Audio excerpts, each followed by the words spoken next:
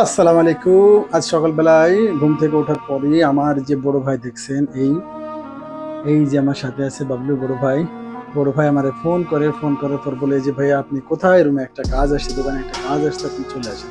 তো আমার আজকে ঘুম থেকে উঠতে অনেকটা দেরি হয়ে গেছিল, যার কারণে আমি ঘুমাইছিলাম, লেট নাইট জেগেছিলাম।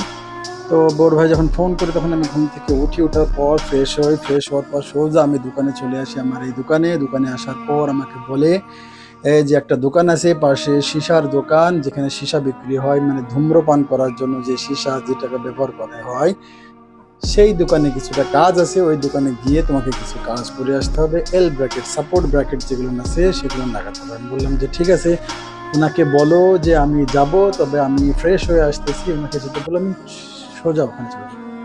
উনি ওখানে বলে যে ঠিক আছে আপনি চলে যান, আপনার দোকানে সরাসরি যে কাজ করবে সে চলে যাবে। তবে ও ওখান থেকে চলে যায়, সামান নিয়ে চলে যায়। তার পরবর্তীতে আমি আসার পর ওখানে গিয়ে দেখি জেল ব্র্যাকেট লাগাতে হবে। তারপর আমি আবার দোকানে ফিরে আসার পর আমার যে সামান আছে, ড্রিল এবং কাজের যে সামান আছে, এগুলো নিয়ে নেওয়ার পরে আমি দোকানে যাই, গিয়ে তার কাজটা আমি সুন্দরভাবে করে দিয়ে আসি, এবং করে দেওয়ার পর তার কাছ থেকে আমি 110 রিয়াল চার্জ করি।